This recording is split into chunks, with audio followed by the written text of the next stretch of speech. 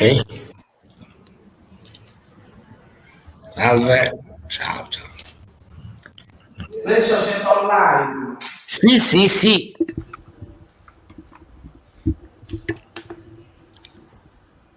Metto la cuffia. La cuffia, sì. Possiamo cominciare, Alessio? Adesso siamo online. Possiamo cominciare?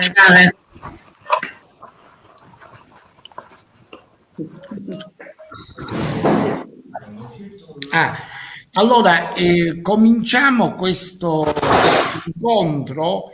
Io prendo la parola perché voglio dire, questo incontro è organizzato dalla Fondazione Italiana John Dewey, dal gruppo SIPED, coordinato dalla professoressa Striano e dal sottoscritto, e anche con la collaborazione del SICESE e quindi dal professore Cappa, che è il presidente della SICESE. Io do semplicemente la parola, ecco, mi sono permesso di prendere la parola per dare la parola al professore Cappa, tenendo presente che in questo incontro, voglio dire che ha il gradito ospite il professor Randal AUXIER, che è professore di filosofia e communication studies alla Southern Illinois University di Carbondale. È un incontro che è diretto a un'audience di studiosi, di insegnanti e studenti italiani e anche a studiosi americani. Quindi chiaramente i colleghi, sia nei saluti, nelle presentazioni, devono tener conto di questo e parlare sia in italiano e sia in inglese. Quindi io do la parola al professore Cappa per avviare questo webinar. Ringrazio il professore Cappa, ringrazio la professoressa Striano, ringrazio il professor Randy AUXIER. Prego, professore Cappa, prego.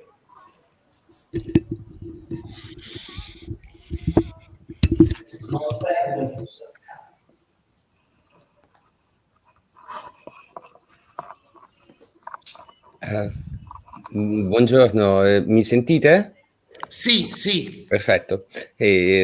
Allora, innanzitutto grazie mille per questo invito, ringrazio ovviamente il professor Spadafora, ringrazio anche la collega Striano di essere qui e ringrazio l'organizzazione perché mi sembra davvero un'occasione importante per riflettere assieme. La mia introduzione sarà brevissima, io sono qui in particolare perché sono il presidente della SICESE, della sezione italiana della Comparative Education Society in Europe, e naturalmente sono anche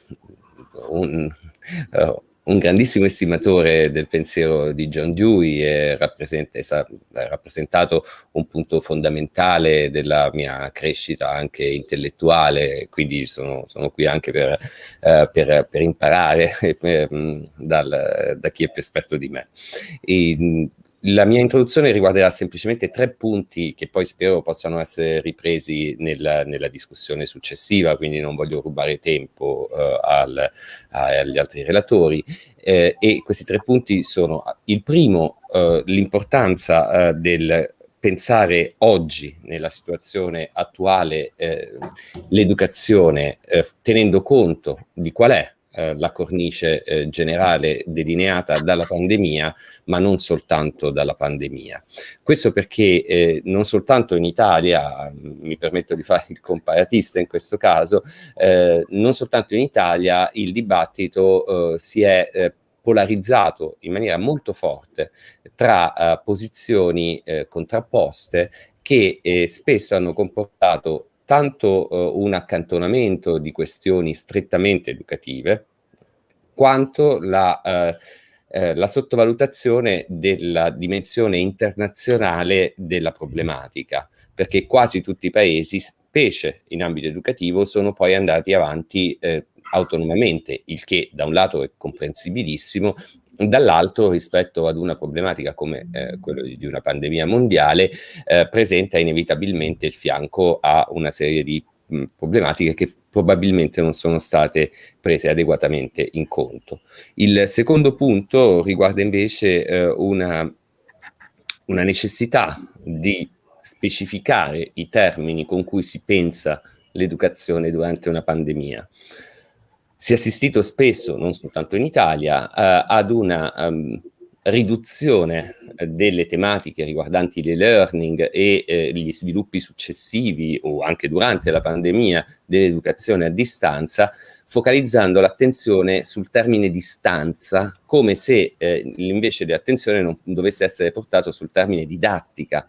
Cioè noi come pedagogisti, come educatori, il nostro interesse non è tanto quello di pensare la distanza nel senso di distanza fisica, sociale, eccetera, quanto di pensare qual è la specificità didattica di un approccio a distanza. Ultimo punto, invece, che è tipicamente deweyano, è quello della necessità di pensare l'educazione al futuro. È chiaro che la pandemia ci obbliga, per forza di cose, a guardare l'emergenza e a rispondere all'emergenza. È anche vero che l'educazione è rivolta necessariamente al futuro, ad una società a venire, tiene conto, fa tesoro di qual è la situazione, ma guarda al futuro, e credo che questo debba essere un impegno collettivo e non possa essere assolutamente qualcosa riguardante una singola nazione o un singolo contesto culturale. E in questo senso ovviamente tanto Dewey quanto un approccio comparativo, poi tra l'altro in Italia abbiamo una tradizione in questo senso che unisce strettamente i due aspetti, Dewey e la dimensione internazionale, è fondamentale. Adesso dirò queste stesse cose anche per i colleghi statunitensi, in modo tale da permettere una maggiore comunicazione. Then, dear colleagues, first of all, I would like to express my pleasure for this seminar and for the presence of the Professor Randal AUXIER. Thanks for having organized an occasion for thinking about education today. I'm here as president of the Italian Society of Comparative Education, but let me confess that for me, John Dewey has been an important point of reference during my intellectual development. Then I'm here for listening and learning. Before giving the floor to Professor Maura STRIANO, I would like to stress 3 points that, in my opinion, make the contribution of Professor AUXIER relevant for the present situation. The first one is the necessity to think education in the present scenario. During this month, the debate has been often polarized between opposite positions, but these positions are born outside the field of education. The result has been a wrong focus, and despite the international framework of pandemic issue, the approach has been often centered on the national level. The second point, strictly linked to the previous one, is the need of clarity about pedagogy, learning, education, learning, and distance. In a conceptual and a comparative approach, we must distinguish the different levels and implications of these terms. The distance caused by pandemic is not the distance of education, is not the distance of learning. To think about the social distance and or equity in education, access to devices, of course, a digital divide, during pandemic is one thing. To conceptualize always possible change in our education, educational paradigm, using digital tools and e-learning during and after pandemic is something completely different. Third, and last point, a promise of future. If the pandemic forced the political agenda for answering to emergencies, our field of study is devoted to imagining the future.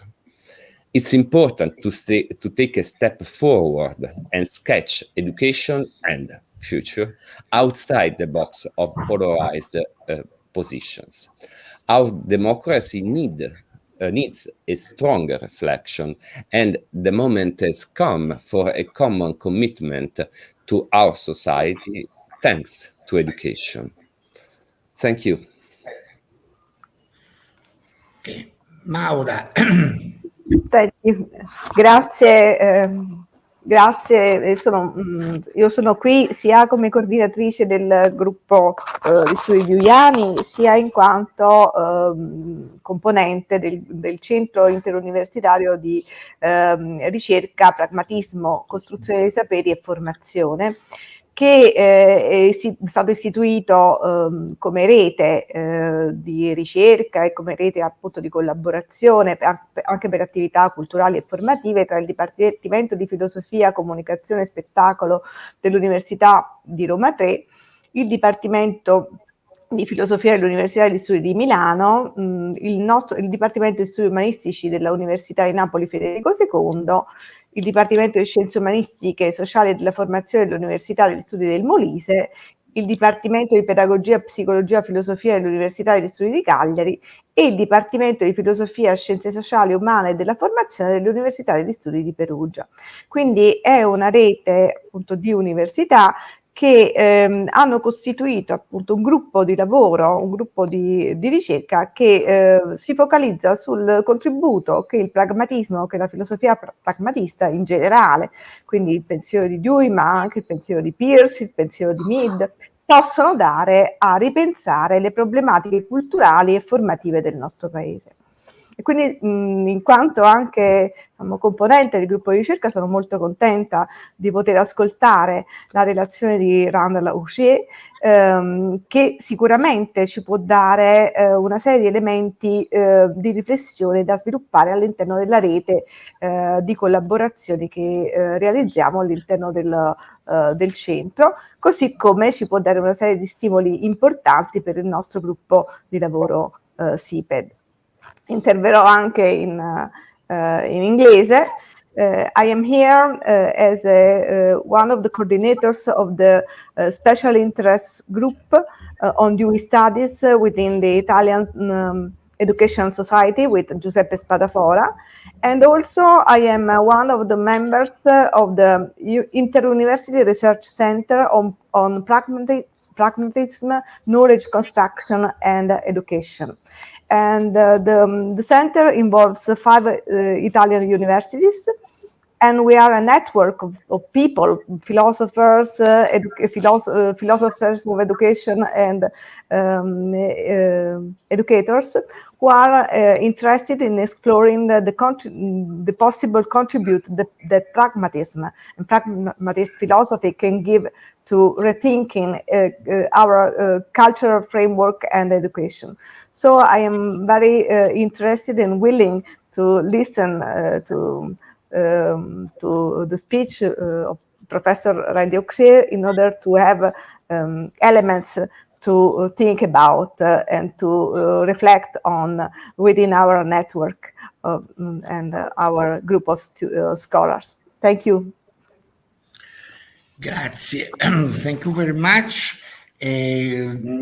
Questo evento è stato organizzato, come Maura ha detto molto meglio di me, anche con l'aiuto di questo importante centro interuniversitario di cui lei è membro, e anche ovviamente da parte del SICESE all'interno di questo mio master, che è un master molto antico, è 24 anni, insomma, quindi diciamo è molto antico. Io voglio presentare brevemente il professor AUXIER per il pubblico, soprattutto italiano. Ecco, e fare alcune mie brevi considerazioni.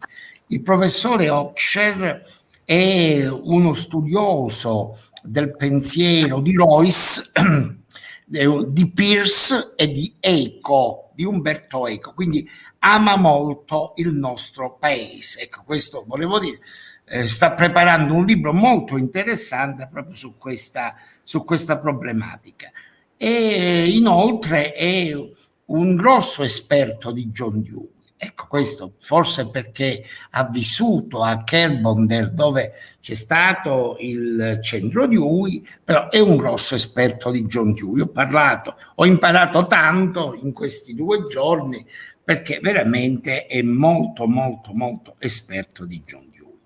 E io voglio semplicemente dire quindi che è un'opportunità per noi costruire questo noi pedagogisti, ecco, noi diciamo in italiano pedagogisti, potremmo dire in inglese theorist of education or philosopher of education, ma di costruire questo organico ponte con la ricerca educativa negli Stati Uniti, partendo da Dewey. È un po' questo il tentativo. E devo dire che il testo del professore AUXIER è molto interessante. Lui lo esporrà con delle slides, ecco, questo volevo dire, sono 25 slides. Le ho fatte tradurre dalla dottoressa Pulice, voglio dire, quindi anche per qualche insegnante italiano sono a completa disposizione, se lo richiede gliele possiamo dare. Ecco, qual è il compito, diciamo, l'obiettivo di questa conferenza? Beh, questa conferenza focalizza diversi temi.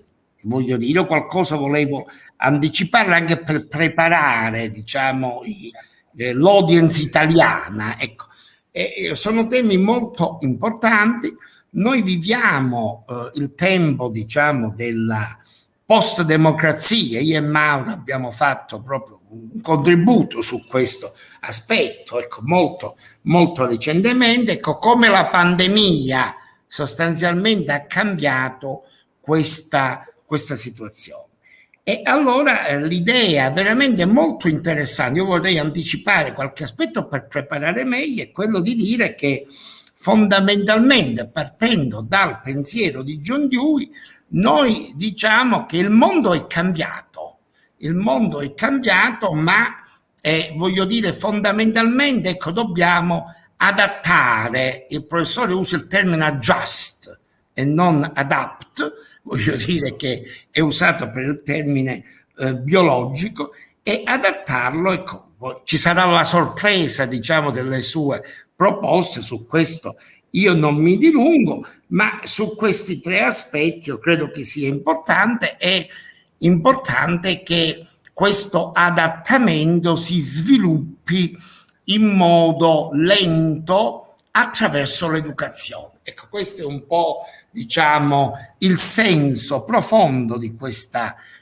idea che, riprendendo John Dewey, Randal AUXIER vuole trasformare. Come dice Dewey, in Human Nature in Contact, le abitudini si sviluppano lentamente, cambiano lentamente. Ecco, questo nuovo paradigma, diciamo, dà questa opportunità di comprendere come l'educazione in effetti possa dare un significato profondo al cambiamento in atto. E all'ultimo da 3 sorprese, ecco, parla di 3 sorprese, ecco, ve le dirà lui attraverso queste, voglio dire, queste slides. What's the purpose of this lecture, which represents a chapter of a book edited by Eli Kramer and I for the SUNY Press about the theme of John Dewey in the pandemics? I would like to focus on only the main issues of this cultural event.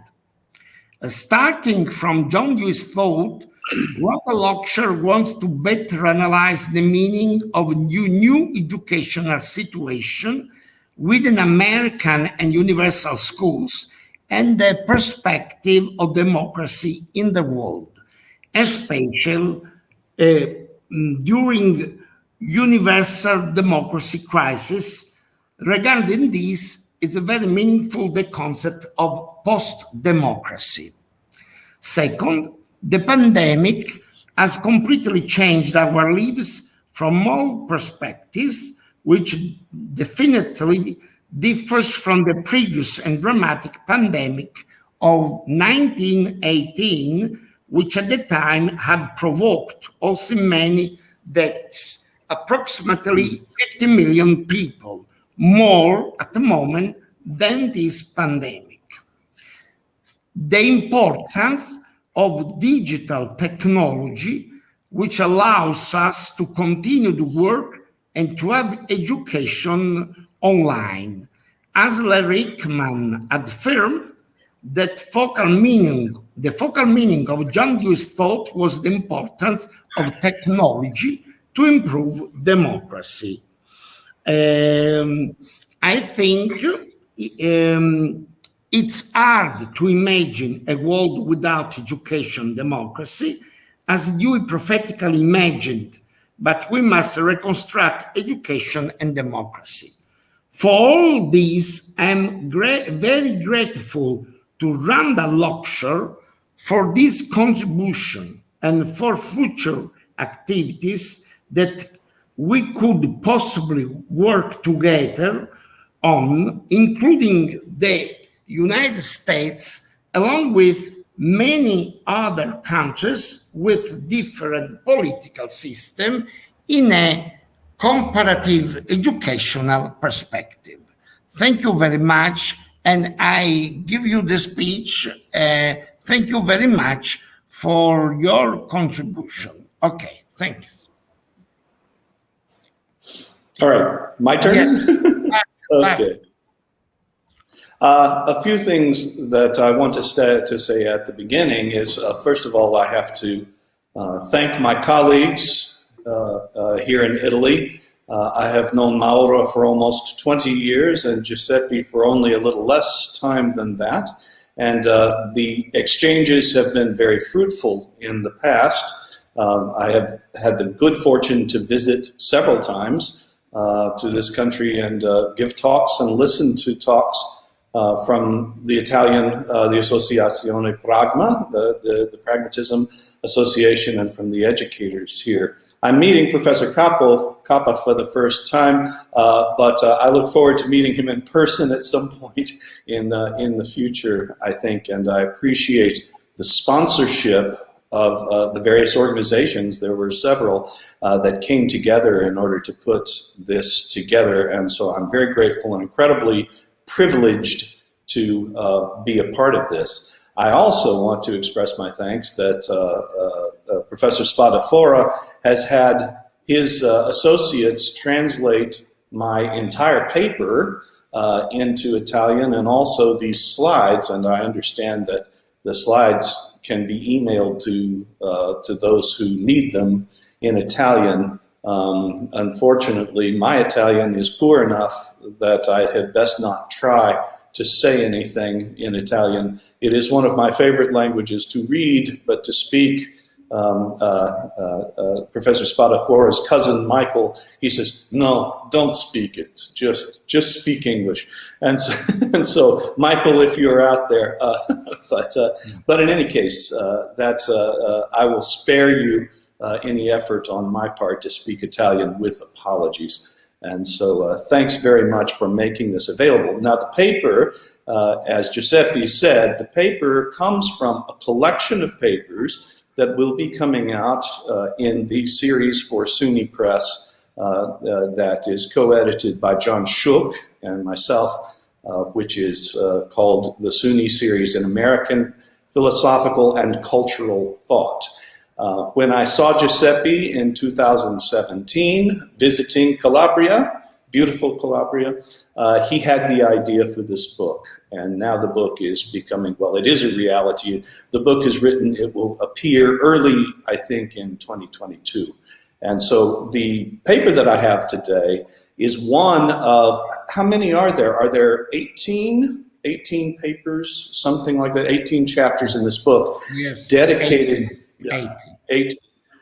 Dedicated to Deweyan education, Deweyan thought after the pandemic. How has it changed the world, and how can we use the ideas of John Dewey to reform, to take this opportunity to reform our education system? And so that was the purpose of the book, and the purpose of my chapter was to have a contribution to that book. The chapter itself is over 11,000 words, and so I will not read it. However, it is available to anyone who wants in both English and Italian. And so the paper is much more detailed than what I have to say today, because you wouldn't want me to read 11,000 words to you. So I have a PowerPoint presentation, which is a summary, a précis of what is in the paper. The paper contains research and many statistics and a lot more detailed arguments than I will be able to present in the presentation today. But I think the main ideas I can put forward in my PowerPoint presentation. And so with that said, perhaps, I need to thank also Alessio Fabiano, who is running the technology. And so perhaps Alessio will be so kind as to pull up the PowerPoint now. And so I wait for the PowerPoint. Yeah, all right. He's across the room from me. Calabria is having quite a beautiful early fall, and the temperature is wonderful, and we're all enjoying the building that will probably house, I suppose it will house, the John Dewey Foundation. All right, so let me see whether I can share screen. Okay. First slide. Okay, so just one moment. Just a second here. Is it working?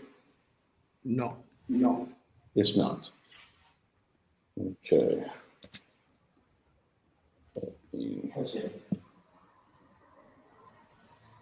Let me see.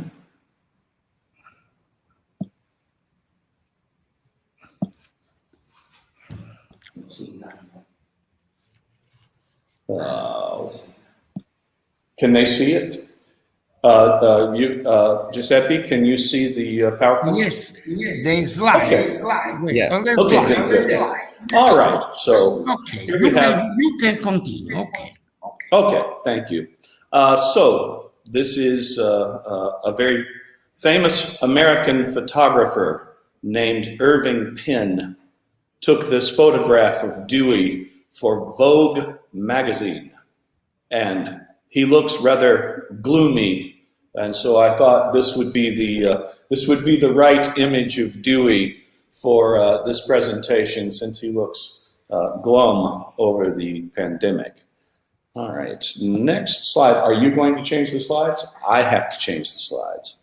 Okay, but I'm not sure how to do that. I suppose Alessio is coming to help me. Okay. Okay. Outline. Okay. Okay. All right. So you can see the outline? Okay. Yes. Not Okay. more. Not now. Oh. Okay, we Okay. have to leave it like this. Okay. Have to leave it like this. Yes. Okay, so you'll be able to see the slides on the side. All right.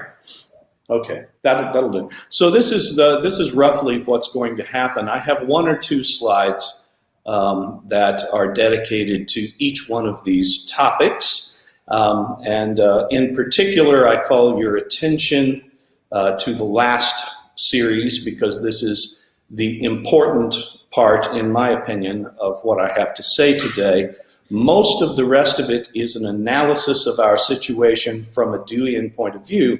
But when we get down to the norms, this has to do with recommendations as to how to use this Deweyan perspective to take advantage of the opportunity that we have before us as a result of the pandemic.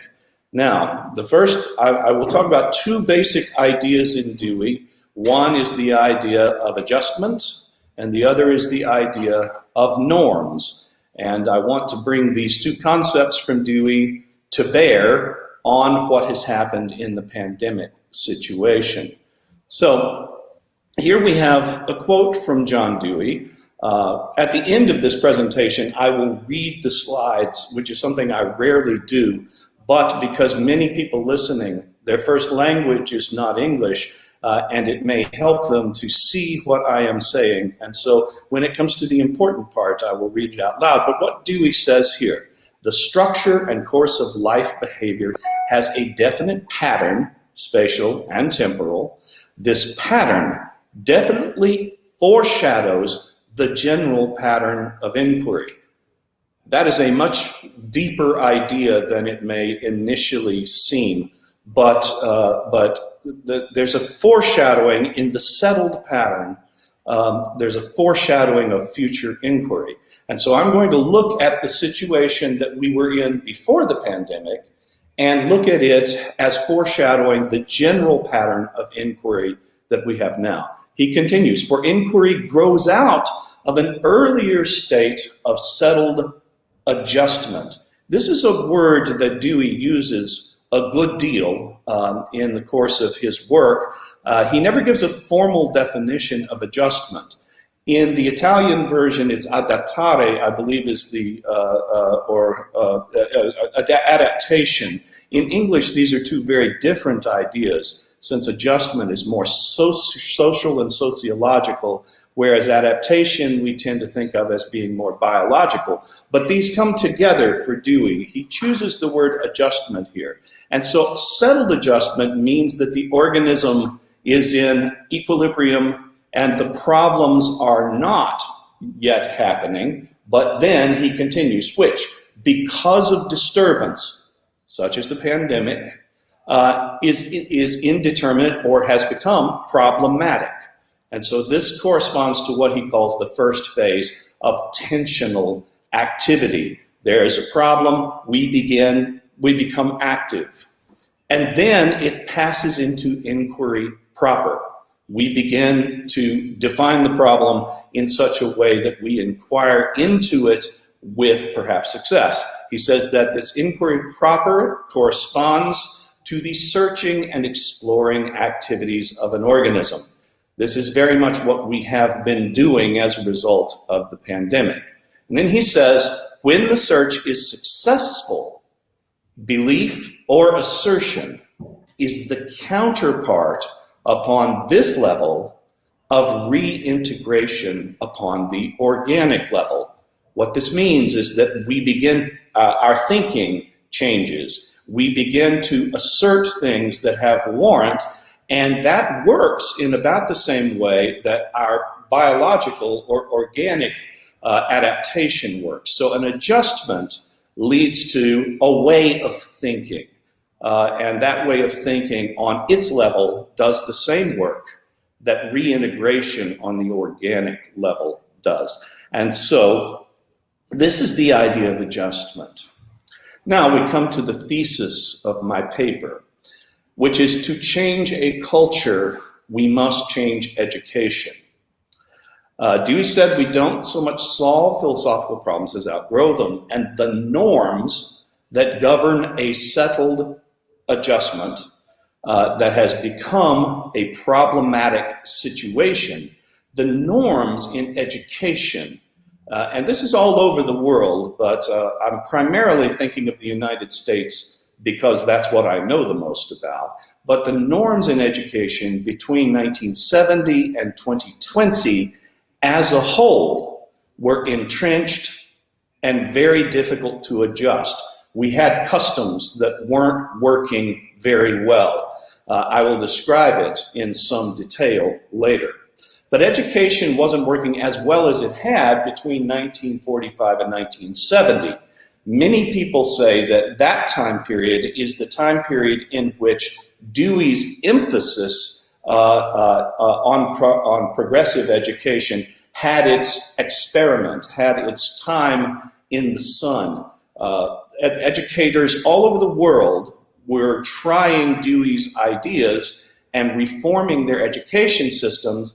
The end of the Second World War provided an opportunity for many countries, including the United States, to examine the education system, both primary, secondary, and also we can add the university systems were reinvented during this time period. Many progressive ideas, many Deweyan ideas were implemented, and it was an exciting time, and it worked pretty well for a while. But the revolution in education was incomplete. It's always incomplete, but it did not, in fact, succeed in creating habits and customs that would be sustainable for a longer period of time. And so between 1970 and 2020, there was a tremendous decline in the quality of education in the United States as old habits, as the new habits became old habits, and we came to a situation where we had difficulty adjusting the old norms. So the pandemic has now changed the situation, opening paths for recasting problems that existed before, but these new paths were not live options. I use the phrase of William James about a live option. People had ideas about what to do to reform education, but there was neither the political will nor the broad understanding on the part of the public and even also the education establishment as to how to break free of the problems that had grown because of the new patterns between 45 and 70, the new problems that came to be entrenched. And I'll say a little bit more about that, but at the end of the paper, the presentation, I want to discuss 3 norms that have undergone adjustment as a result of the pandemic. 3 norms, and this is the list. There's a reinvigoration of parental and family involvement in education of children, the technological upgrade that is being carried out across the socioeconomic spectrum throughout the world so that education can be brought to the children in their homes. And then the most important one is that there is a large public investment in education right now that alters the basic financial relations associated with education. And this is affecting communities far beyond the domain of education, and it's spreading into the culture. This is the idea I want to spend the most time talking about at the end. Meanwhile, I want to pause and say there are some important things. Now, Dewey said very little about the pandemic of 1918, 1919. Part of the reason was that the First World War was occupying, and the peace process was occupying everyone's attention, and it got all of the attention. And so I want to put in some comparisons between our pandemic and that one.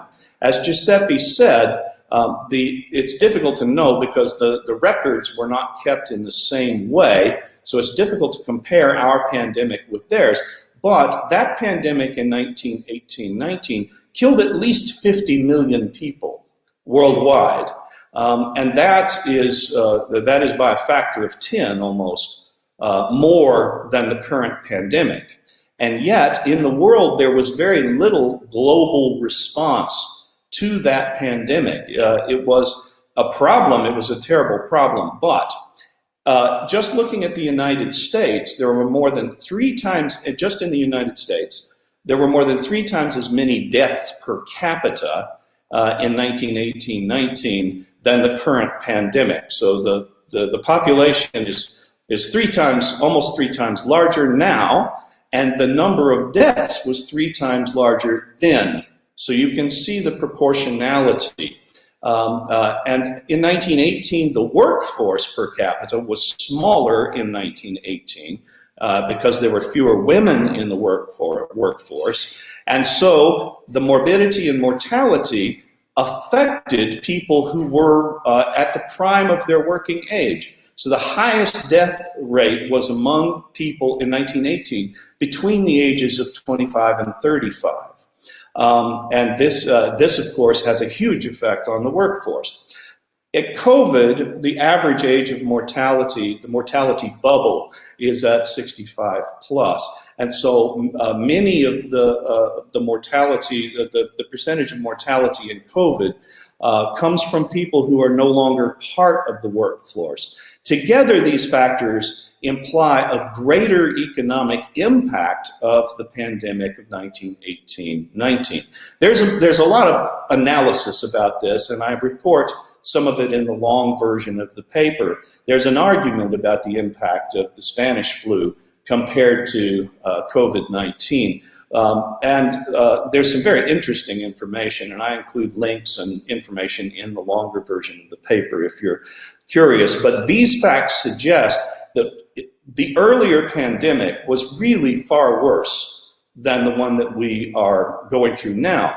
But one of the things that is very interesting to me is that in 1918, almost every family knew how to prepare a body for burial at the death, and it was done largely in the home by the family. And so not only does this make it more difficult to keep records of who dies of what and when, but also there's a family praxis that had been passed down from the time that we lived in caves until sometime in the middle of the 20th century, where every family would take care of the dead. And the same thing was true with education. Education was also something that families knew how to carry out at home, insofar as it was available. Now, in 1918-19, the idea of institutionalized education was still relatively new.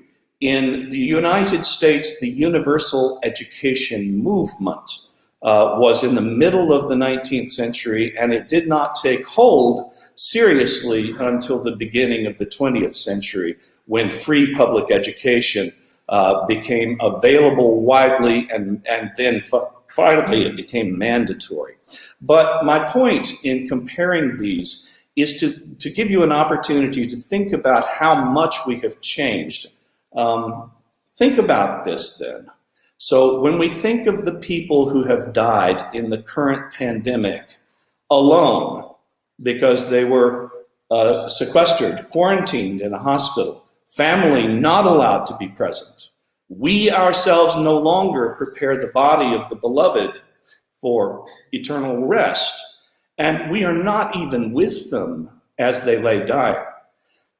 This has been a subject a lot of people have written about. It feels very wrong that our loved ones should be quarantined in a hospital dying alone. It's a very serious thought. But now I ask you this, should we not feel the same sort of vacancy when we ask Johnny or Jenny what they learned in school today? If we don't feel this way, why not? Isn't there something ultimate in education? Don't they, Johnny and Jenny, in some sense, go to face what is ultimate, utterly alone, without the family, when we send them to the school? I therefore suggest that we have lost family praxis, not just with regard to death, but with regard to education. This, I say, is what has gone wrong in the 20th century. The loss of family praxis with regard to education. Our children are sent to the institution as lone individuals, only returning to the family at the end of the day. What do they really experience in between? Their parents don't know. The child really can't share it. Perhaps they say something over supper, if people even still eat supper together. And often the children don't share it even then. The school building looks like a prison. And these buildings have become ever-present strangers inhabiting our neighborhoods. We don't know the inside of those buildings, and we don't want to. They are like so many funeral homes, except that the funeral home is in our future, while the school building is in our past. We are glad we don't have to go back. We candy coat the memories to ease the alienation we learned there. There is something ultimate in education, just as in death. I suggest that you know this in your bones, so to speak. So this is what I want you to ponder. It's about the importance of education and what we have done by outsourcing it to professionals. It's not bad to outsource education to professionals, but it is very bad to lose family praxis. All right, so here is the pandemic. It comes along and disrupted this situation where Johnny and Jenny are sent off to this building that looks like a prison for most of their childhood and cannot share what happens there, and their parents don't know what they're learning. So in 2020, we shared the pandemic much more than we did in 1918. It was a world problem and shared as a world problem. We also shared the inquiry into the problem on a global level. And we just didn't do that in 1918, largely because the nations were at war with one another. They weren't cooperating. They were preoccupied, and all of their resources were going to war. And so shared inquiry about the flu, the Spanish flu, just didn't occur. But in 2020, shared inquiry was massive on a global scale. The institutional sponsorship of inquiry is now highly developed. It was not in 1918.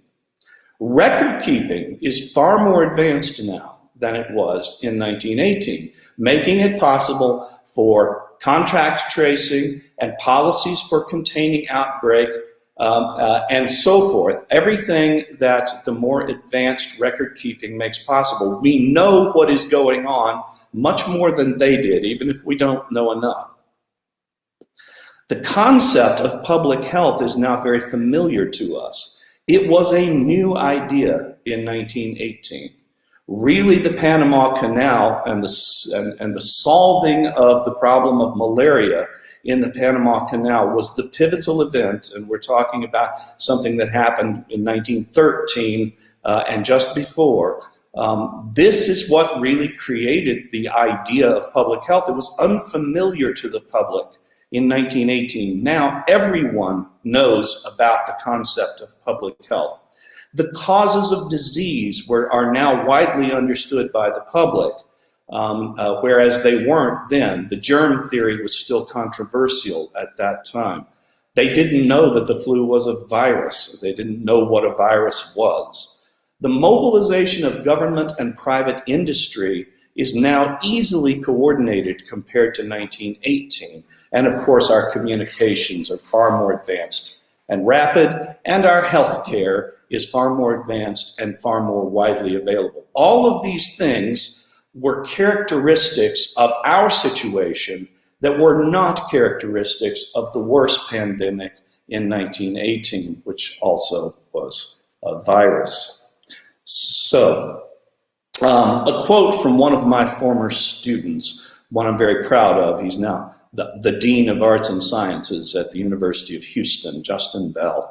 He wrote in 1911 that the project of remaining capable inquirers is ongoing, and requires continual recreation and adjustment to keep constrained imagination, which is good, from devolving into restrained imagination, which is bad. And this is the sort of keeping ourselves capable as inquirers. We are doing much better now than we had been before the pandemic. Everyone's inquiring. Some people with greater effect and others with lesser, but nevertheless, everyone wants to know what this is, and everyone is inquiring. And so Justin continues, thus, people are never unencumbered in an original state, so that's the settled situation, but they are also always social in their continual and lifelong development. We have to have the social relations in order to remain capable inquirers. Now, I want to talk about some of the really good things that have happened in spite of the terrible suffering. This is just a really quick list. Families have to spend real time together. As a result of the pandemic, we all stayed home. We started cooking at home. We started having dinner at home. This part is very important. We had to rearrange the home in order to create dedicated spaces for education. And this is true across the socioeconomic spectrum. We took on shared projects that we would not have taken on. Here is a picture of a model airplane that I built with my father during the pandemic. The last time he and I built a model was 1973. It isn't very good. We couldn't paint it because neither of us has a steady hand anymore, but there it is. Shared projects. There were thousands of shared projects that would not have occurred except for the pandemic. The technology upgrades, of course, have kept us in touch with the world and kept the economy going to the extent that it could. It has redirected financial resources. It has led to the sharing of childcare because of the hardship put on many families, especially single-family parents, single-parent homes, because of the fact that someone has to see to the children during the day. And that has led to a lot of community resource sharing. Now, there's a downside of this upside. There's been an increase in domestic violence. We've got hunger. We've got joblessness. We have people who are desperate in our neighborhoods. We lack social contact with most of our neighbors. We no longer gather in civic gatherings for sports events, for entertainment, and so feel alienated from our civic community. And the news bubbles have really intensified. Especially in the United States, people only get the information that already agrees with their ideological view, and this has been terrible. Cabin fever, as we call it, leads people to get out before they should and to behave in careless ways just because they're going crazy at home. We have general social mistrust. You see someone coming at you who's not wearing a mask, and all of a sudden you form all kinds of opinions about this person that you wouldn't have in the past because, either they are wearing a mask or they aren't. We have terrible political polarization. We have general unrest, and in the United States, we even had an attempted coup d'etat. It's been a long time since that happened in the United States. So what does this mean for democracy?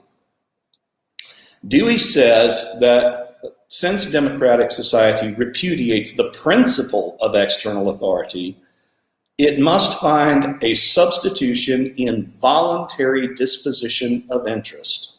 These can be created only by education. This is what Dewey says in 1916. So there is a deeper explanation. Democracy is more than a form of government. It is primarily a mode of associated living, of conjoint communicated experience. This, of course, is a very famous quote, the second sentence, but the first sentence is the one that I want to focus on, because if you don't have external authority, and in a democracy, external authority is always to be minimized, you have to find a voluntary disposition of interest. And the only way to get that is education.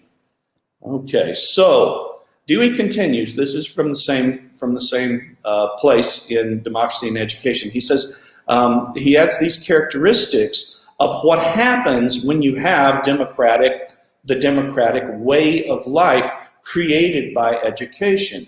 You have the widening of the area of shared concerns. You have the liberation of a greater diversity of personal capacities. These are going to be the goals of my recommendations at the end of this paper. This widening, he says, breaks down the barriers of class, race, and national territory that kept men from perceiving the full import of their activities. What he means is that our activities always had this import. We simply didn't perceive it because of the narrowness of these barriers of class, of race. All right. So let's talk about norms in general and the inertia of habit and custom. This is a long part of the paper, and so I'll summarize it as quickly as possible. A lot of this information comes from the 1932 Ethics, in particular chapters 10, 11, and 12, which is sometimes published together as the theory of the moral life. And so this is the part of the 32 Ethics that Dewey wrote. Tufts has just written 9 chapters about customs and norms and the way that they are related. And then Dewey says, look, customs work for the most part, but then the world changes. And then the customs don't work anymore. And then we have problems.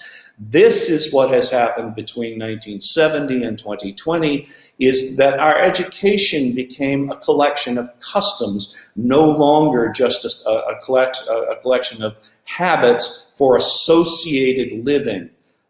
These habits were put in place in order to encourage democratic ways of life, but they became a Procrustean bed. They became a limit. And so what happens is that we have this wonderful common sense, our sensus communis, which enables us to cooperate and to do things together. But the curse of it is that it is not flexible. Our common sense cannot change quickly. It takes generations. But cultures have teachable moments. Upheavals, when the world changes, provide for our sensus communis and our customs a disruption, as he described in Logic, the Theory of Inquiry that I read from earlier, a disruption which then leads to inquiry and the initial tensional stage of inquiry. And so from educational praxis to personality, what we have is the personalities that we form, our capacity to perceive the import of our activities. Education can bring, if it's undertaken through voluntary disposition, can bring a greater diversity of personal capacities. In other words, we become able to remain lifelong inquirers, to remain open to the process of inquiry. So then we can settle an adjustment, a new adjustment, through these voluntary habits. Even if they do eventually cease to work as they become customary, nevertheless, the new habits are available to us during the period of disruption. Ideal norms, in contrast to present practice, is how we reflect upon this opportunity. This is the reflective phase of inquiry. We look at ideal norms, not the ones we currently have, but the ones we wish we had, and then we contrast them with present practice, and then we take the moment of the disruption and we adjust our present practice to approximate more closely the ideal norms. So then finally there's this important discussion of law in chapter 12 of the 1932 Ethics, in which Dewey points out that law comes from standards, but law represents a process of public reflection. And when he says law, he means regulations, he means the sorts of things that we formalize by agreeing with one another that this is how we shall do it. And of course, there's public reflection, deliberation, and debate. That is happening in every country right now. That public reflection, deliberation, and debate is occurring right now all over the world as we try to figure out what to do in order to have the right rules and eventually the right laws that will protect everyone on one side and educate everyone on the other. So in a complex, pluralistic, this is me, this is not a quote, pluralistic modern societies such as we have, the process of reflection upon custom must operate at a higher level of generality. It must seek to be permissive of differences in observed praxis while excluding forms of praxis that tend to the detriment of harmony and of progress for communities and for larger forms of association, such as countries, states, and nations. This is the goal of the reflective debate that we're having publicly. But we currently see that modern law and earlier custom come into conflict in resistance to lockdowns, in resistance to mask mandates. In other words, our current rules, our current laws are not sufficient. They are not agreed upon, and so we must inquire. So people in the US, at least, are not accustomed to being told what to do at the level of personal attire and are not easily adjusted, there's that word, to great restrictions on their movements and associations. And so this has been especially difficult in the United States, perhaps because the United States is democratic in many ways that Dewey would praise. It rejects external authority. All right, we're to the final phase. The final phase is the demonstration of my thesis, that to change a culture, we must change education. And so now what we will do is look very quickly at, I say very quickly, it'll take a little bit of time. This will take about 15 minutes, at the norms that I am proposing for how we take advantage of the current situation. I mentioned that parental involvement has increased, and the norm, the ideal norm that we seek, in this case, in contrast to the past, but it is happening now, right? The settled custom was that we outsourced our children to professionals. I think that had become a bad thing. We formalized contact between parents and the professionals.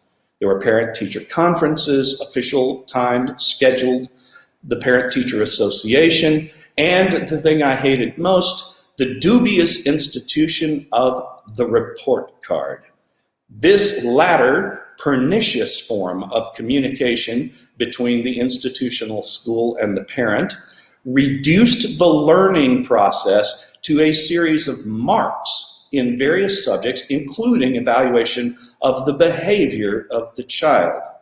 These customs came to form a kind of consciousness, perception, limited perception, among all involved that led to an escalating emphasis upon the signs of the educational process rather than the process itself. This substitution of the sign for the process led to a testing culture in which the achievement of the signs became the end and purpose of the process. The testing culture then led to a widespread custom of opening or closing doors to children and young adults based on the calculations associated with these signs. Eventually, education came to be formed almost wholly around these abstractions, robbing teachers of the autonomy to address their pupils according to individual insight into their needs. In other words, they could not develop personality in their students. Parents actually became helpless. This is what I call in my paper the McSchool. It's like McDonald's, but it's a school. I'm amazed that Italians eat at McDonald's when they have all of this wonderful food here. Last night, there was a traffic cop outside the McDonald's in Cosenza because the line for the drive-thru was so long. He had to help traffic get around. Please, no McSchool, no McDonald's. All right. The first norm, parental involvement. We knew all of these problems, at least vaguely and in dissociated problems, before the pandemic. It seemed impossible to do anything about it. How were you going to get the parents involved? But the adjustment is possible now. The custom of farming out children to experts is now seen as a contingent practice.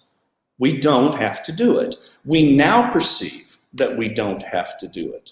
So our minds have been opened up. If every home has a space for learning, a high-speed internet connection, and at least one involved parent or guardian, the amount of farming out need not be as great a portion of educating our children as in the past.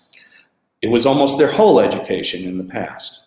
The pandemic has created the political and the household will to provide a space for learning in the home and to secure the electronic infrastructure for the needed technology.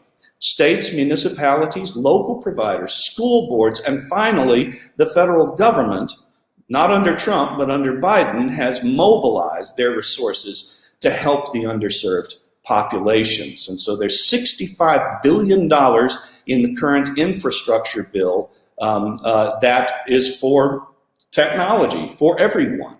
All right, so inquiry indicates this first norm, that the opportunity presented by breaking up the custom of farming out children must be utilized voluntarily to habituate a new practice, that the home is a place of formal education and the parent/guardian is a teacher. This is what Dewey wanted, but it has to come to be taken for granted. We need people who just assume that this is how the household will work. So most parents at the beginning of the pandemic had no idea how to help the children with lessons. They are not trained teachers. They're many years removed from their own schooling. Their memory of what they learned is vague, and of course there is much to learn that would not have been a part of the standard education from 2 or more decades back, especially the technology. So this learning lag is not good for culture or for a democracy. To meet the challenge, parents had to go back to school, and that is what they've done. And so far, that has been a very good thing. Parents with multiple children are learning multiple grades at the same time. Older children are drawn into helping younger children. This is what Dewey had in mind. The gradual effect of the problematic situation has been not only the constant involvement of parents in education, but the creation of an entire generation of parents who actually know what their children are learning. I just don't see how that could possibly be a bad thing for a democracy. As Dewey said, we must find a substitution for external authority in voluntary disposition of interest. Today's parents are now doing something we have wished for all along. We must convince them of the wisdom of maintaining it. The dispositions, Dewey says, can be created only by education. We must maintain this new norm voluntarily until the children now being educated under it have become parents. We must make it the new normal. Second norm, the standards and infrastructure that replace the testing culture already exist. I won't take much time with this, but it's very surprising in the United States, due to the homeschooling movement, and that was fueled by the failure of confidence in the public education system and the chronic argument over the relationship between church and state. But because of this, the materials, the networks, and much of the experimentation already existed in the US for taking a lot of the educational process into the home. And here's the real surprise. The public, non-religious standards for such schooling were in place before the pandemic. We know what the standards are because we had to make them over a course of some 20 years in order to accommodate homeschooling. So there was no need to develop suddenly a set of common guidelines and standards. Parents and other responsible adults have been in a position to choose for over 2 decades how much of their children's education they can be responsible for, and a wide array of training for home teaching is already available, both in print, free video instruction, and in larger communities. You have people who have done this before teaching other people how to do it. So the homeschooling movement turns out to be very fortunate in that the standards already existed. We didn't have to have a terrible argument about it. So, but this inquiry indicates, ideal norm, this is how we get rid of the testing culture. And that would be a good thing. So we need to develop, to do more to develop this aspect of our common education. I doubt that homeschooling is as common in other countries, but the widespread difficulties with public education in the US, especially failing inner city schools, already given rise to many alternatives and creative solutions. Perhaps the US standards can be used as a model for places where homeschooling didn't already exist. So the struggle to adjust to the pandemic may have been worse in other places because of the absence of standards, but we already have them. All the schools had them already. So now the challenge is to make this home-supported aspect of public education into a custom. And that's the first norm. And then to measure success, this replaces the testing culture. By developing the standards that are in use for homeschooled kids already. So again, the process has to be voluntary. We can raise consciousness as to its importance and do our best to ensure that the parents who are becoming involved pass this practice to the next generation. We replace the testing culture. The third and final norm has to do with the financing of public education. So getting the technology to the homes that did not have it before the pandemic caused a sudden reorganization of financial priorities.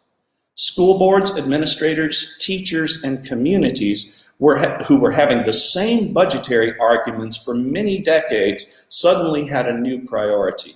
The federal government has been a hindrance, not a help in the United States with regard to the budget.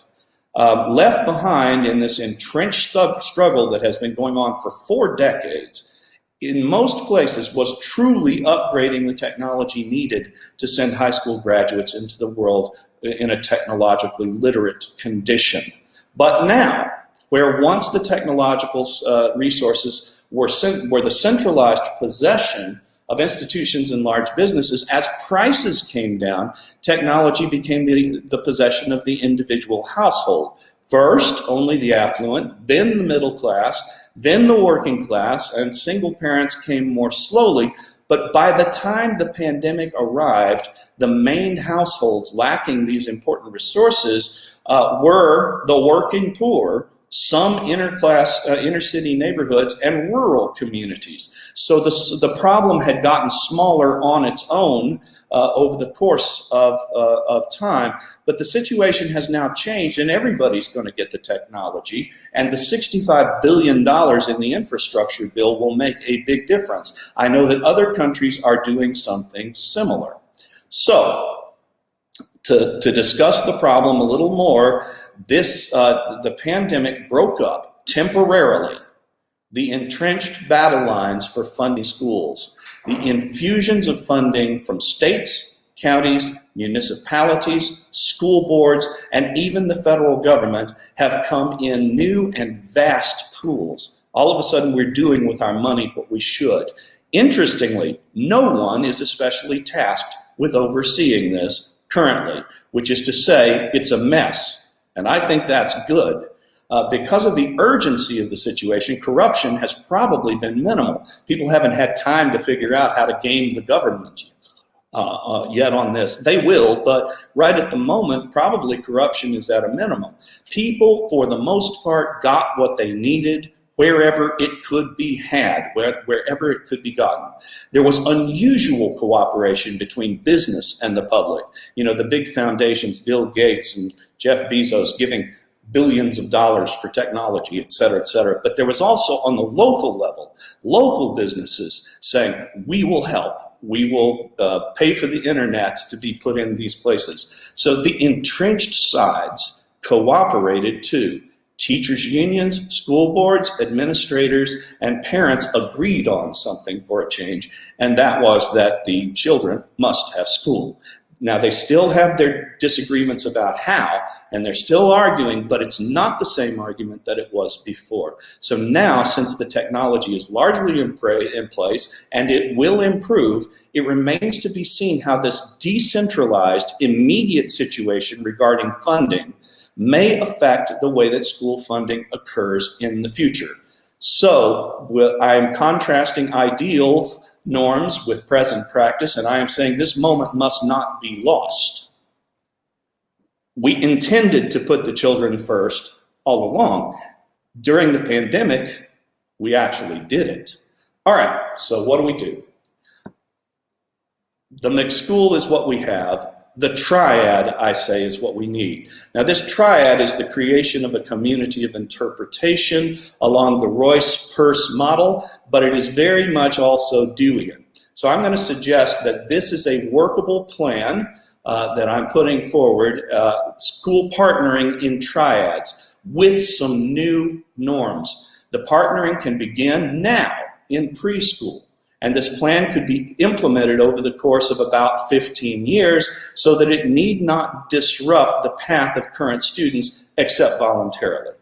Voluntarism about the current adjustments need only hold for those students who have already adapted to it from the beginning. In other words, I am using adapted, not adjusted, because I'm speaking of the youngest children. They will adapt to whatever educational situation we create for them at the beginning. And so in preschool right now, I suggest that we begin this triad process. What are the triads? Every wealthy school should be paired with one troubled school, which is underfunded, and one middling or ordinary school. In the paper, I discuss in some detail how schools are funded in the United States using local property taxes. The local control of the school is something Dewey believed in. He had to have that argument with Ataturk in reforming the Turkish education system. Local control, there are many, many good arguments for it. I'm not going to do that today, but I'm assuming, following Dewey, that local control is absolutely crucial to a democratic way of life. That's something we could talk about in your questions, if you like, the reasons for that. But these triads, then, should be geographically proximate. They need to be physically as close to one another as possible, close enough for active exchange in the local community. Each school campus should be the locus of certain desirable programs: music, art, sports, vocational education, etc., spread out among the campuses. So if vocational education is at one, then maybe music is at another and art is at the third. Desirable programs is the idea. The resources should be assigned according to what is needed to have excellent programs of the sort chosen by the joint board of the three schools, including faculty, administrators, and parents. Most importantly, in the US, the triad of schools should only have one sports program, although the various teams, the football team, the basketball team, the softball team, should be located at different campuses. This is really crucial in the United States. I think it might be a good idea for other countries as well. This plan prevents the duplication of expense in having, for example, a football team at all three schools. It will build tri-school spirit, solidarity over time, lead to better cultural understanding across race and class, and it will bring interest into the struggling community from the more affluent communities, a sense of common needs and goals. This kind of partnering will lead in time to investment in marginal neighborhoods by wealthier neighborhoods as the communities become intertwined and not isolated from one another. The children will form friendships across the usual boundaries that will, in time, become partnerships in business, in community leadership. It will engender trust where now that is wholly absent. But this takes time. It takes a generation to do this. Third point, pooling the resources makes it possible to bring back special programs that have been discontinued in poorer schools due to a lack of funding. New faculty should be hired into the threefold school group with the understanding that they may move among the three schools as need requires in the course of a day or of a week or by online meetings and so forth. So the teacher becomes a more mobile commodity or resource. Resources are much better than commodity. A more mobile resource for all three schools. As the programs grow, faculties in various subjects, because you'll be able to have a larger faculty dedicated to the various subjects and disciplines, can function more autonomously to set and achieve goals for their triad. They will have more of a voice in the curriculum because there will be more of them. Teachers under these new norms should be encouraged to innovate in their classes, not conform to a testing culture. Existing faculty could sign on voluntarily for the triad arrangement, or they can finish their careers under their current arrangements, but they should be incentivized financially to join the new program as the first group of tri-students comes into their grade levels. This will tend to disincentivize the entrenched part of union, administrator, school board warfare. If pay and working conditions are negotiated for the whole triad, the envy, resentment, and despair that faculty currently experience will be abated. If a teacher has a tough group of kids and a difficult class, that does not have to continue every day, year after year. This arrangement would also prevent school boards in affluent districts from being overly protective of their privilege if we can get them on board. All right, so we're almost to the end. Should such an arrangement be mandated? Probably not. In fact, definitely not. Not only is that undemocratic, it would breed resentment. Rather, governments, county, state, municipal, and federal, should form coalitions of the willing. I hate that term, but it works in this case. Surely there must be at least a few unselfish affluent schools in the U.S. Mandates and compelled action from above have never worked in the U.S. and they're not going to work now. This plan would not be an exception. It wouldn't work if you tried to mandate it. The most one could hope for is to incentivize such a program so enticingly as to create willingness and even enthusiasm on the part of the parents, teachers, and administrators. Now, how do you get that enthusiasm? If the triad program came with the commitment by government to funding entirely new athletic facilities in all three schools to accommodate the teams the three schools would field together, plus the construction of new theater, art, and music facilities, that incentive on the part of government might be enough to generate serious discussion among communities to form their own triads. The promise of a state-of-the-art technology infrastructure for both community as well as the school and the specialized programs for the triads that qualify might be added. So we need the technology anyway, but we could make the commitment to upgrading the technology for those triads, giving them priority on upgrades. These specialized programs could include evening and adult education, and local community college and other institutions could become partners in the triads in continuing education and self-enrichment programs held in the nice, updated schools. It is important that the community comes to the schools, sees firsthand what is happening, knows the inside of the buildings. If such facilities, if such a plan were followed, whole educational systems could rebuild their aging, even crumbling facilities while addressing certain social problems. This is the last slide. The educational, there's one more beyond this one. So the educational situation, I imagine, in 2030. We can use education to create economically integrated communities, save money, and reduce duplication, have better programs, enhance local control and involvement, restore teacher autonomy, create community pride, and balance educational opportunities for those who have less. We can still run things on the basis of the property tax system, retaining local control, and over time, tax revenues will increase as the struggling communities gradually do better. There is no need to raise anyone's taxes to implement a system like this. This plan would cut administrative costs by eliminating duplicative positions and effort, And this plan may retain the better teachers, so many of whom leave education for less difficult careers in business or service industries. It may also make possible a more professionalized guidance and physical, psychological health division in the schools. So, then I imagine 2038, 100 years after experience in education. So the educational situation was Dewey's 1930 book. I imagine 2030. Experience in Education is my favorite book that he wrote on education. So I imagine 2038. In conclusion, all over the world, we stand at a moment which Dewey foresaw as using education to secure our democracy. If we adjust our norms now, while our old settled adjustment and their norms have been disrupted, we can create for the 21st century a next step in the Deweyan project of democracy in education.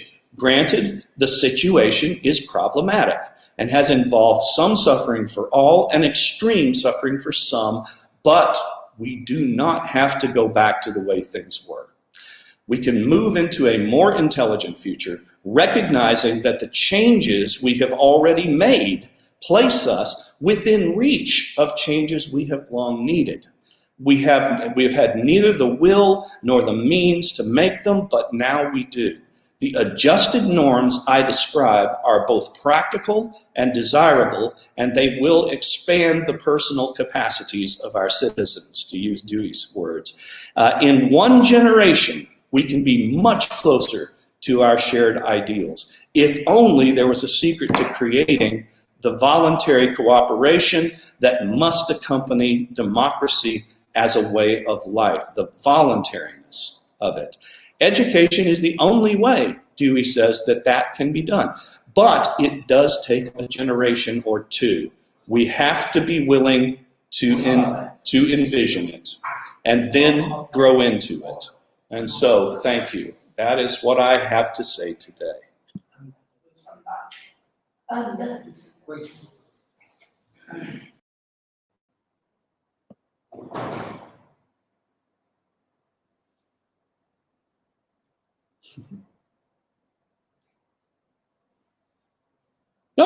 Thank you.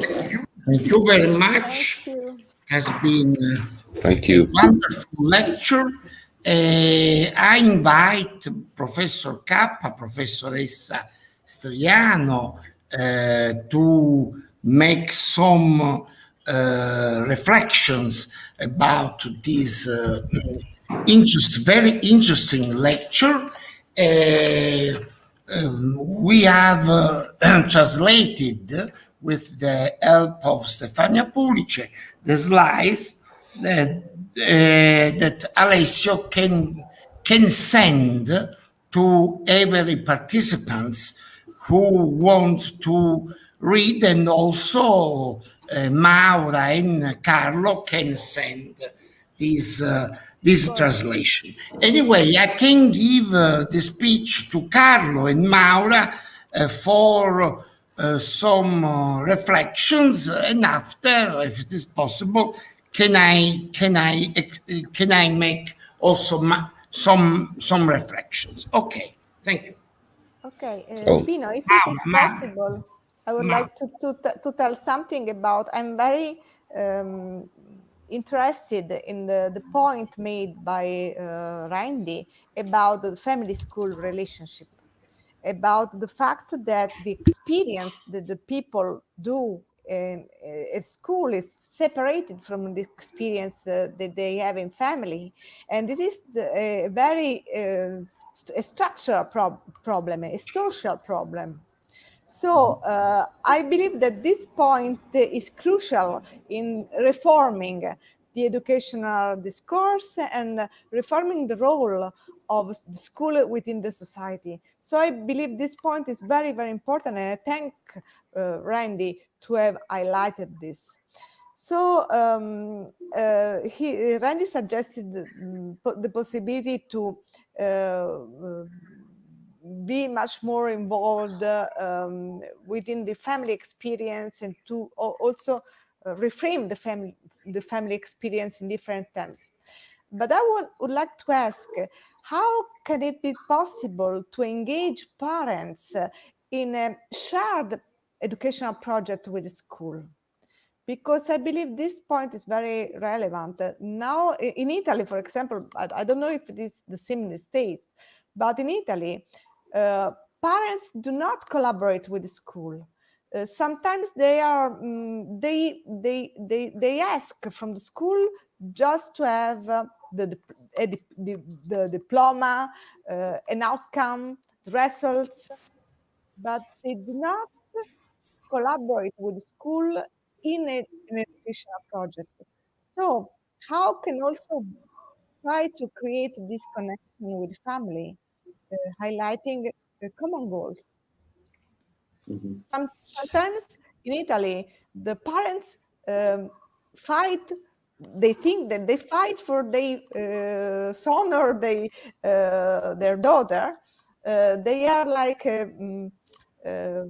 defenders of the rights of the son or their daughters. So if they're not satisfied with a grade of, or if a student is punished, the family goes against the school. So this happens in the United States as well. It has been terrible. I mean, so one of your questions is about the testing culture and how that has led to a kind of legalism, if you will. The same thing happens in the United States. It sets the parents against the school, and the administrators are caught in the middle because they don't know whether to defend the teacher or whether to agree with the parents, and the school board gets involved. And this is that's the settled situation, unfortunately. What I'm saying is that the parents are already now involved as a result of the pandemic in a way that they were not before. And so now there is an expectation that at the very least the parents have to be present for the younger children in order to help with the technology. But also, since the parents are there and in the home while the learning is going on, they can see what the children are learning.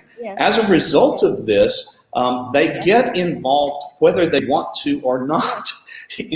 So I think and they also have to make the time in their schedules to be involved in this. And I realize it's incredibly difficult because what's happening is mom or dad is working in one room and the child is online in a different room. But the thing about it is the back and forth is constant. It's not like sending them to school. They're in the other room. And you do know what they're studying because it's all out on the table right in front of them, and it's happening in the video. Parents can talk with the teachers every day. They see who the teacher is. They get to know something about the teacher's personality. They know whether the teacher is doing a good job as well. They begin to sympathize with the difficulty of the teacher. And so the teachers are not set against the parents the way they have been. Everybody wants the same thing. The parents see that the teachers want the children to succeed. They see that. Part of the problem with outsourcing that has been our old custom is that the parents don't really understand how hard the teachers work to help their students succeed. They don't get that. It's not in their memory because when they were in school, they were children and they didn't understand the way adults do what's happening. Now they see it. So I think they're involved already in ways that they weren't before. But my point is we have to take advantage of this. They have made time in their schedules. They have made space in their homes. They know they have the technology and they know the teacher and they see what their children are studying. That's the norm we need permanently. Yes. Okay, so this could be a basis to build up an educational relationship with school. That's the idea. Yeah. Okay. And so the testing culture becomes less important because everyone you don't need the signs of success. You don't need the report card. You don't need the signs of success. You see the success as it is occurring. You also see the failure and the reasons for it. Yes. So if you're a parent, yeah.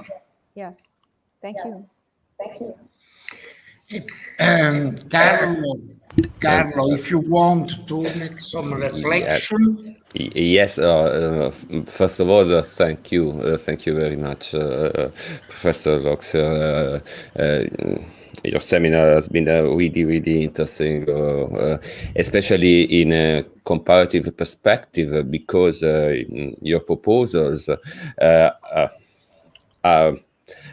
of course, each time to place in the different national context and in the national traditions, because for us, of course, the collaboration with parents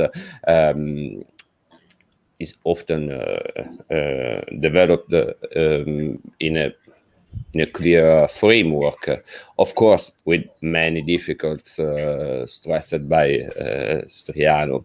But let me say, I suppose that in the background of the parental involvement is necessary a parental education. Because it's not so easy to collaborate for a common purpose in a framework really interesting, of course, but also not so easy to catch up at the first time, especially because parents are educated in a different manner and many years before. Then I don't know, but I could think to some places for a really parental education to collaborate and so on. But it's really a good proposal. Thank you very much. Some of the programs needed to bring parents up to speed, to make them better teachers, some of those programs have been started. Many communities now have programs to help parents become teachers of the home, the home version of the teachers. And so sometimes you pay for it, other times the government pays for it. But for parents who really want to to help and to make sure that their children get an education, the opportunity to become better educators themselves is increasingly available. But we need to make it. We need to institutionalize this so that every community has training centers for parents. Yes. And yeah. And sorry. And there are some publications about this new program, this new approach, some assessment or something like that, or only records, because it's really interesting. And in Italian, we don't have any of this. Right. Yeah, well, the second surprise that I talked about is that every community in the United States, every school has had to develop standards so that children who are homeschooled get the same education at the same level of education as the children who are in the classroom. And so we have this set of standards that has already been agreed on in the United States. Some of it involves testing, and that's not so good. But the thing about it is there's the testing is much less. It's much less the signs and more the results. So the thing I worry about with tests is that the result of the test becomes the whole goal instead of the process of preparing for the test. So in the United States, we already have these standards. I realize that probably in other places they don't exist, but they can be borrowed from us. I mean, since we already have this huge system of standardization of what counts as good education that applies to homeschooling already. And so this could be shared. I don't know as much about it as I should, but I have inquired into it, and I'm satisfied with the standards that we have. I mean, I feel like they are high enough And so there are problems with homeschooling involving the socialization of the children. That's a problem because if they're only educated at home or in very small groups where, you know, one parent teaches them math and a different parent teaches them, there's like 3 or 4 kids, a different parent teaches them history. This is how it is done in the US, but the standards are high and they are good enough. And you can borrow them in Italy if you want them. I don't know if we can borrow something to another from another country, because I'm a comparativist, then it's my job. But we can use these standards, for a critical view on how educational. That's what I mean. You can adjust to them. Exactly. Thank you very much.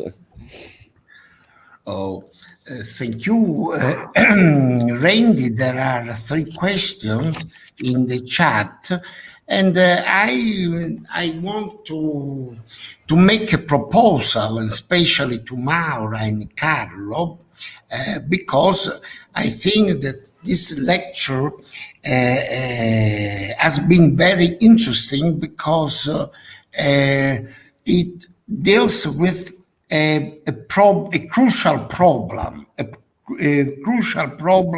for our time, because as pedagogists we must focus on this new paradigm of education after and during pandemic.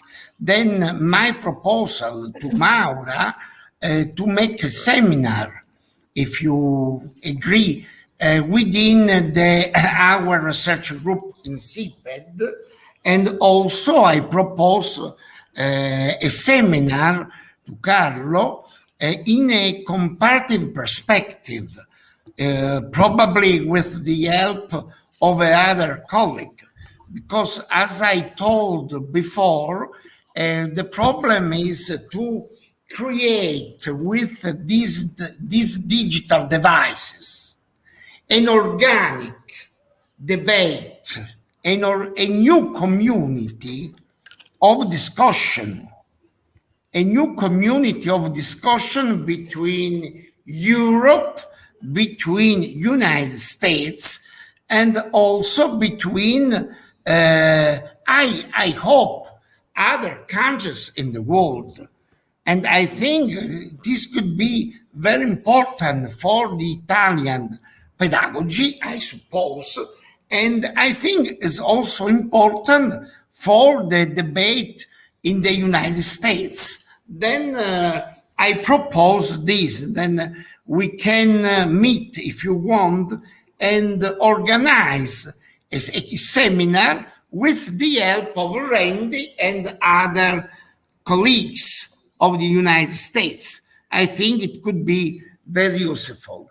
There are 3 questions, and if it is possible, I want to make some questions. Question is, this is your lecture has been very interesting. I'd like to know what you think of the problem of the solidarity in John Dewey, as he theorized in the Ethics of Democracy in 1888. John Dewey considered the individual as a social organism. In which way do you think is possible to create an equilibrium between the norm, the ethical activities, and the life of the individual? This is our colleague of the group, Teodora Pezzano. If you want to answer to this question, and after there are other 2 questions, I invite other participants to make a question, a simple question, and there is another question. Yes, I can give you the speech if you want to answer to this question. The problem of solidarity in this new in this new community during and after, we hope, the pandemic? Well, there are really three questions involved in this. One has to do with Dewey's development, because what he said in 1888 is a little different from what he says later, and the reasons are that in 1888 and all the way through 1898, Dewey was still referring. So if you look at My Pedagogical Creed, which is 1898, he was referring educational ideals to a Christian framework. And so he was a Christian personalist during this time period, and his idea of solidarity. Yeah, well, I'm a personalist. Well, I'm a Christian too, so yeah, I'm a Methodist if that's Christian. But anyway, so anyway, but Dewey at this time, the ideal norms that he proposed were derived very much from a traditional sort of Christian ideal of personality. Now, in beginning about 1892, he began to evolve, to change his views, and he moved away from idealistic personalism. But I am pleased to report that I do not believe that he ever ceased caring about personality. The development of personality shows up in these later writings that I'm quoting from. The development of personality is incredibly important in his writings all the way to the end. And so that when he was talking in School and Society and in Child in the Curriculum 1900, 1902, when he was talking about it there, he kept talking about educating the whole person. But his idea of what a whole person was developed and changed in the direction that Theodora indicates, which is to say, more and more he saw the individual as part of a social organism. And he realized that in order to change the individual, you had to change the organism, but you also, it's individuals who change the organism. And so the organicism was always there in his thought, but it came to be more and more emphasized as he developed.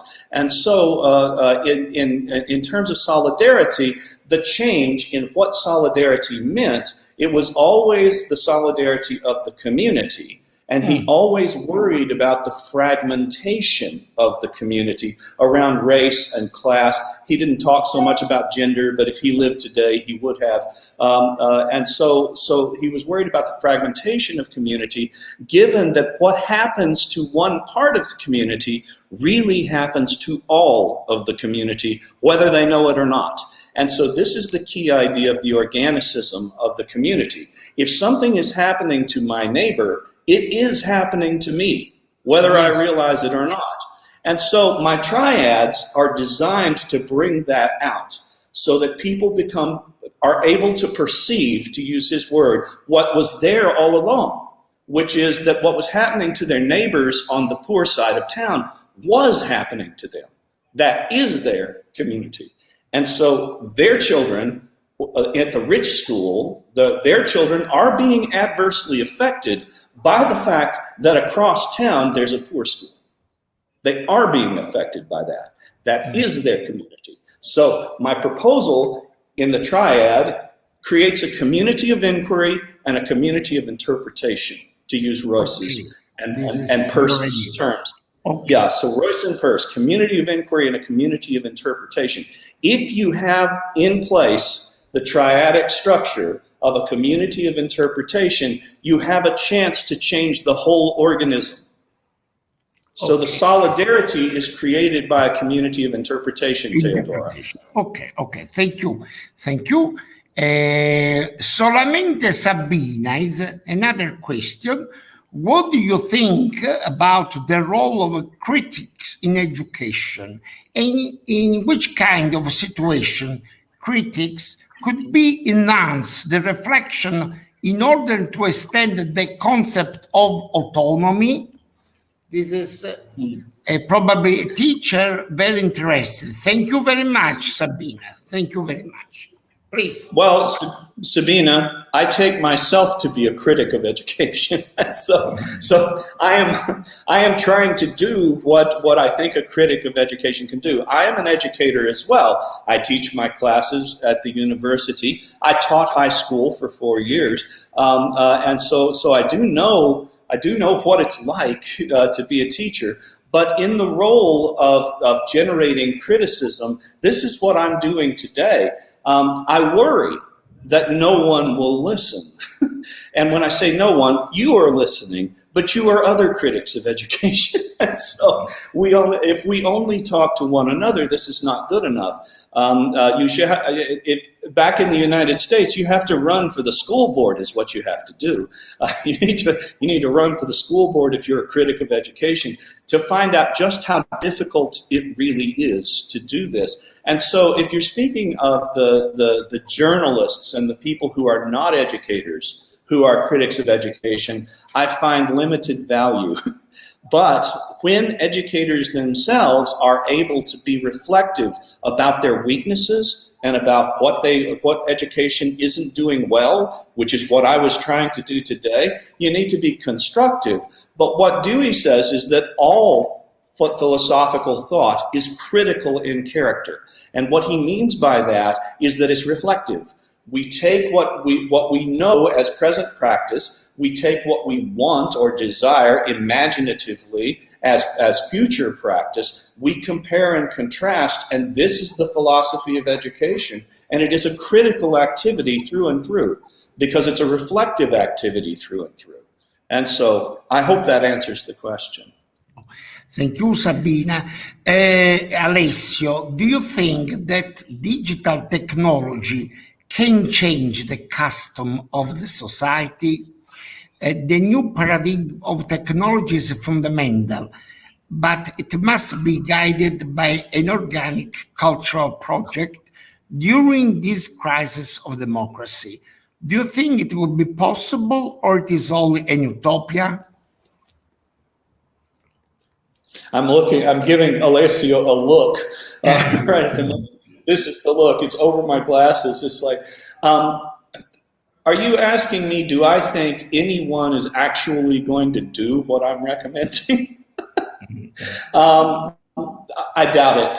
I ran for office, both at the state and at the federal level. I went into politics because I want something to change, but I didn't get elected. People who talk like me and look like me don't get elected. And so if I had the power to make it happen, I would. The only thing I know to do is be an activist in my local community, and I am, to tell people about these ideas, to try to convince them that we don't have to keep doing things the same way, to give them suggestions that are close enough to what they do that they can see that it would be real. It's the best I can do, is to be an activist. But if enough of us are activists, things can change a little. If you want to know what I think will happen, I think some of what I am saying will happen. Some of it, not much. But it could. It's within reach. So is it a utopia? No, because it's within reach. Will people do it? Probably not. Okay, Randal. I think Anna Maria di Taranto.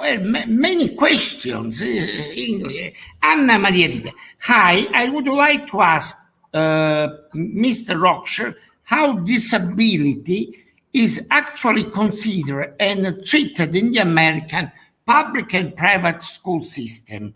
Which theories are involved in the analysis of this theme? Thank you, Anna Maria.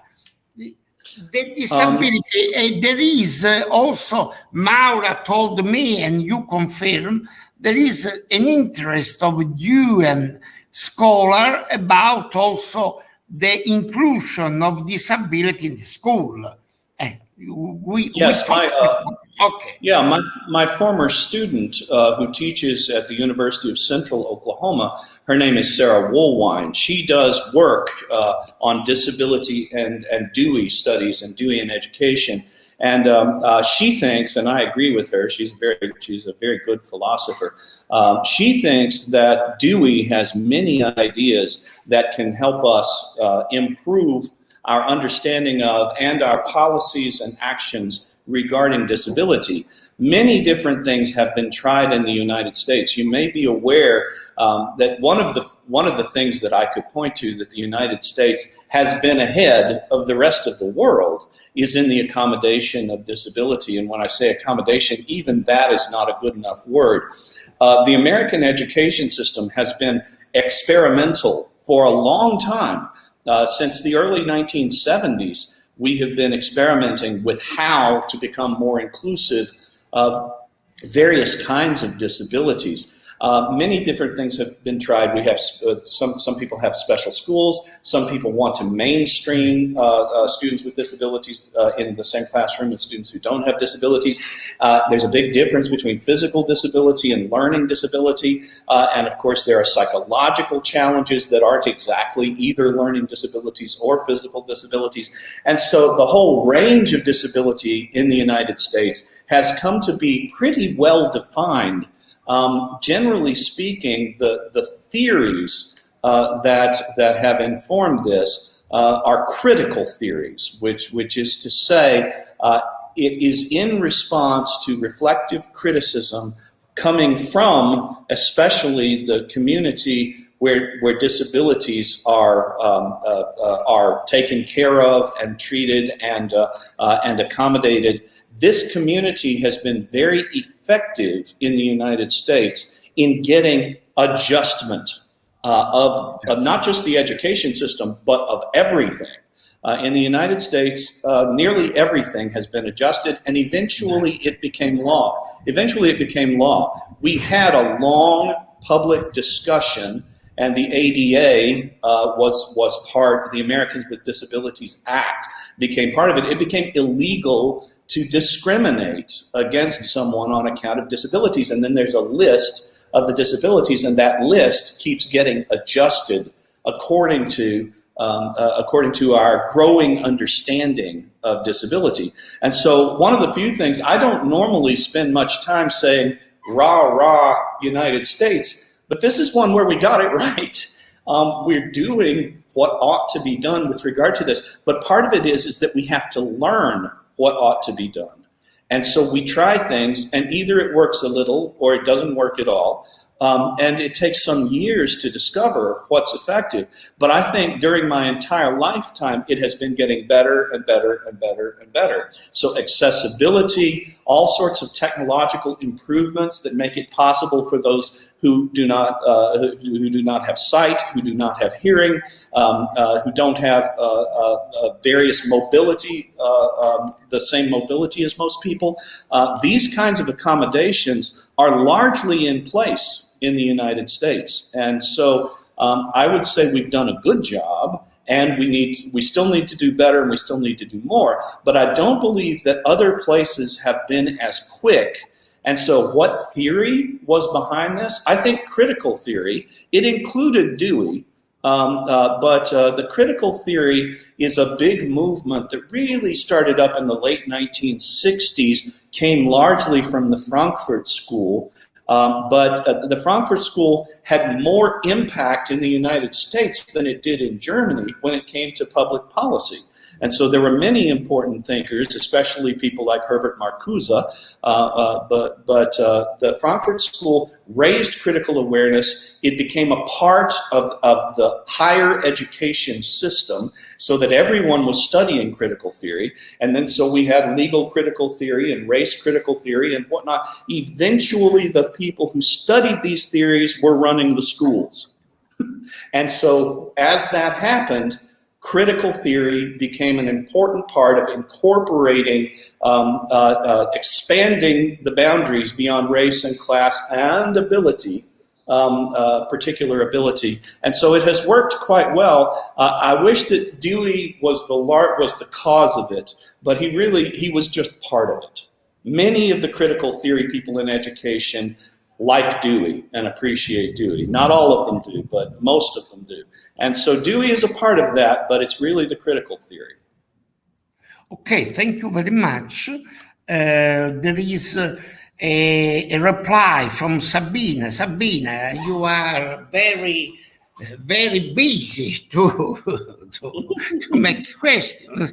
Thank you to answer me. I want to understand if the new liberalism and relation between critical pedagogy and Dewey could be studied, I think, also to promote and counter education movement. I didn't understand very well. Anyway, probably there is, Sabina wants to know a relationship between the theory of new liberalism and the Dewey, referring to our time, probably, and referring to the importance of education. What do you think about that? I believe that there was a cooperation between critical pedagogy theory and the left, the American left, through the 60s and 70s. Yes. But then as the 1980s arrived, this cooperation between the critical pedagogy and the left it disintegrated, and by the time Bill Clinton was president, it no longer existed. Critical pedagogy people don't like neoliberalism at this point, and so you almost have to choose between critical pedagogy and neoliberalism. They don't work together because neoliberalism is driven by an uncritical set of norms that have to do with prosperity and that have to do with supremacy, economic supremacy, and it has certain virtues, but critical pedagogy has a fairly serious Marxist influence, and so they don't much care for the corporate capitalism that is associated with neoliberal government. And so the neoliberal government is not of much use to critical pedagogy anymore. They were partners for about 20 years, but not for a long time now. Okay, there is an answer by Jessica Pasca. Do you think that if democracy as a way of life had really been realized, the negative effects of the pandemic would have been really avoided? And this is lottery.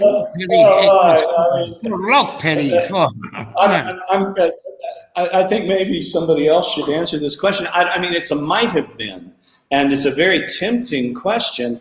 The first part of the question is that I would have to believe that democracy as a way of life, as Dewey envisioned it, could be achieved by anyone.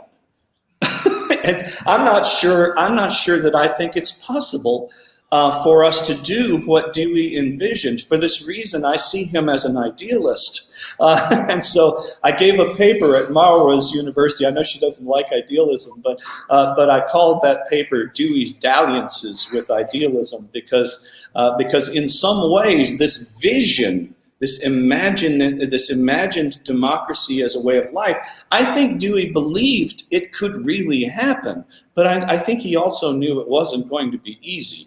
If that existed, would the pandemic have been easier or worse? I think it might have been worse, and here's the reason.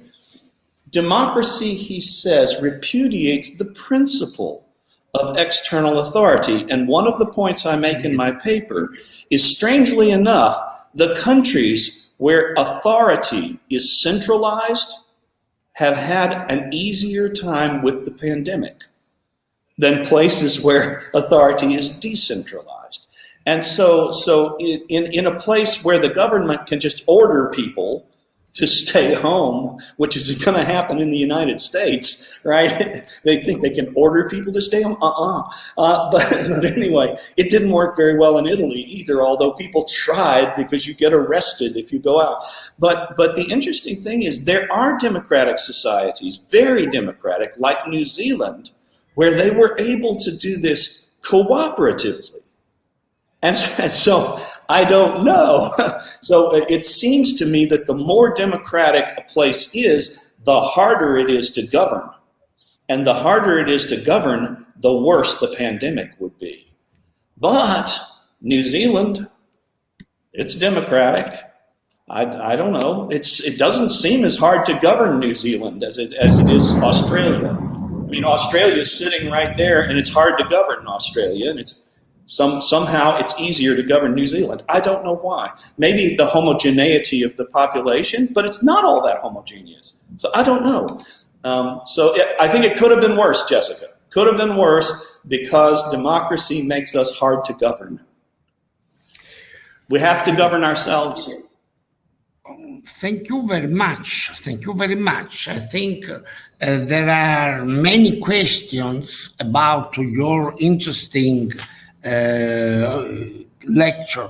I don't want to make a question. I want only to thank you for this tribute, and I hope this could be a beginning of new cooperation between Italian pedagogy and USA pedagogy. And I use this term. I know it's not correct for United States, but I prefer pedagogy. And I hope that this idea to construct a possible new community after pandemic can improve the democracy beyond the post-democracy idea, because probably the pandemic is revealing better this situation. We have a post-democracy, a democracy governed by a technocracy, and we have in other countries a dictatorship in different conception. And your idea, Randy, gave me 2 or 3 wonderful ideas. One idea I want to communicate: is possible to modernize the tradition, the religious tradition, the anthropological tradition of different parts of the world. It was the idea of Dewey. It's possible with a democratic school to change the Turkey, to change the Islam. And I think this could be a fundamental theme of the next decade. And I think education is fundamental. I am very surprised. You wrote about 3 surprises. I am very surprised that you are very, very careful to the problem of education. You are a philosopher, a semiotics, very, very careful. And this could be I think, the most important roots of John Dewey for our time. This time, and also the importance of science on technology to solve the problems of man. This, I think, are very important questions, and I thank you very much, and I hope to continue this discussion in the next years, of course, with the help of Maura, who is younger than me, and Carlo, who is younger than me. I am not very young, as you know. Then I hope that you can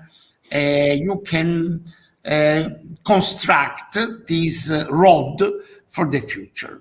E qui io voglio concludere in italiano ringraziando il professor Randal AUXIER per averci così fatto cogliere l'importanza di costruire una nuova democrazia, forse in un mondo in cui la democrazia non c'è come la intendiamo noi, e io spero che questo nuovo modo di cogliere la democrazia possa aiutare a creare quel clima di cooperazione, come dice bene Maura, anch'io ho cercato di dare il mio contributo, di collaborazione dall'alto e dal basso, no? Top down e bottom up, cioè l'opinione pubblica deve avere sostanzialmente questa dimensione educativa che lentamente, ecco, questo è molto bello nella conferenza di Randal, può essere cambiata, è l'idea di Dewey, cioè si può cambiare molto lentamente l'abitudine degli esseri umani. Ecco, io mi auguro che con questo messaggio noi possiamo avviare un'ulteriore riflessione di ricerca, e ringrazio tutti coloro i quali sono rimasti, che sono sorpreso, perché, caro Randal, it's very difficult to listen to your clear American for so long time. We are 2 hours and a half. Stop. We must be very satisfied. Ok, for today. Grazie a tutti e mi auguro di poter avere altre occasioni di incontro. Grazie, ciao a Thank tutti. you, bye Ciao. bye. Grazie. Ciao. Grazie, ciao. Grazie mille. Grazie mille, ciao.